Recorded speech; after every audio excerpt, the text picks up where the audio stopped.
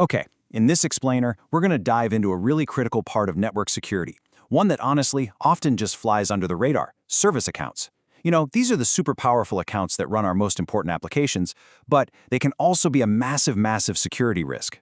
So let's just start with a big question.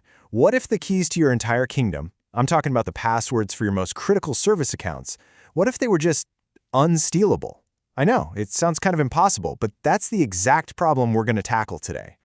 All right, so to really get why we need a new kind of account, we first have to understand the threat. Let's talk about a very specific and all too common attack called Kerberoasting. Think about it. Traditional service accounts are basically a goldmine for attackers. They often have really high privileges, and their passwords, they can sit there, unchanged, for months, sometimes even years. This just makes them this juicy, predictable, high-value target for anyone trying to break into a network. Here's a really great way to picture this. A traditional service account password, that's like a physical master key. If a thief steals it, they can copy it and use that key on any door it fits from absolutely anywhere. But a dMSA, well, that's more like a biometric lock. It's tied to one specific identity, in this case a machine, and you simply can't use it anywhere else, period. And that brings us to the attack itself: Kerberoasting. So, an attacker asks for a service ticket, and what they get back is an encrypted password hash. They can then take that hash offline, throw some powerful computers at it, and just crack it. And once they have that password, they can pretend to be that service account and cause all sorts of chaos. And this is only possible because the security is tied to a secret, a password that can be taken. So if the problem is stealable passwords, right? Then the solution has got to be a new kind of account that doesn't even rely on them. Let's take a look at what that is. It all boils down to this. It's so simple. The fundamental weakness of the old system is that passwords, no matter how ridiculously complex you make them, can still be stolen and cracked. And boom, here's the solution. Instead of relying on some portable secret like a password, what if we try the account's authentication directly to the identity of the specific computer it's supposed to be running on? Now the identity is literally bound to the machine itself. So this brings us to the official definition.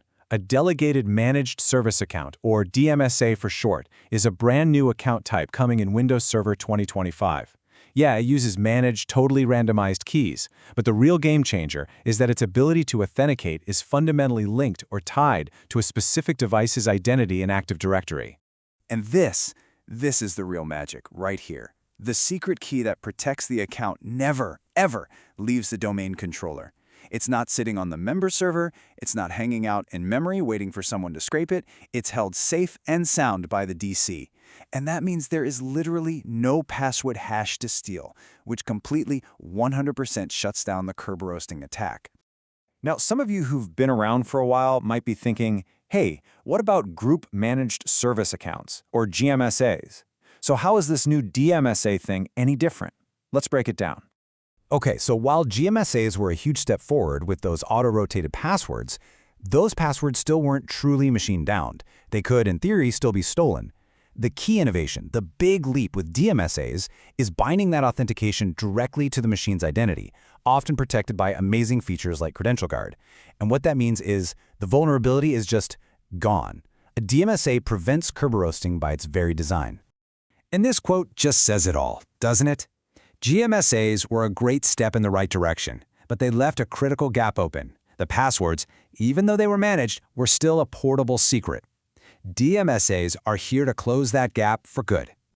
This all sounds fantastic, but how do you actually make it happen? Let's walk through the high-level flow from moving a traditional service account over to a shiny new dMSA. The process is actually pretty clever. It's designed to be methodical. First, you protect the machine identities with something like a Credential Guard policy. Then, an admin kicks off the migration. Now, this is the cool part. The account automatically starts learning which devices are actually using it. After a learning period, the admin comes back, finalizes the migration, and, as the very last step, the original insecure service account gets disabled. Bye-bye. But, and this is a huge but, this is not a process you want to rush. There are some really critical warnings. For one, you can't migrate from an existing gMSA, only from a traditional account. You also absolutely need to let that account learn for at least 2 to 4 weeks. And you have to keep an eye out for Active Directory replication delays.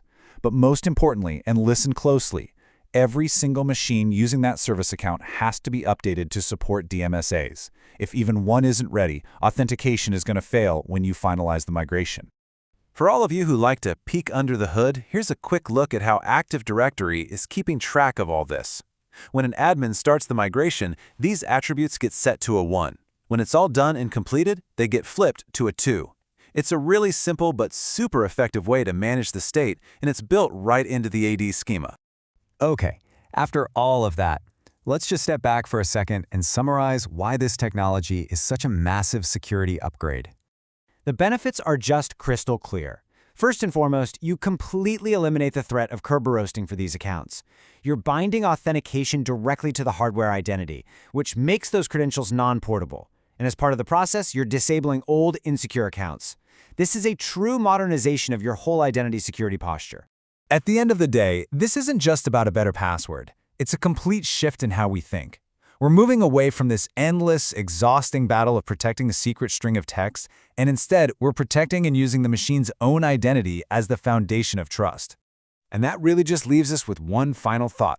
With threats like Kerberoasting becoming more and more common and automated, it's really worth asking yourself, is your current approach to service account security, is it truly ready for the future?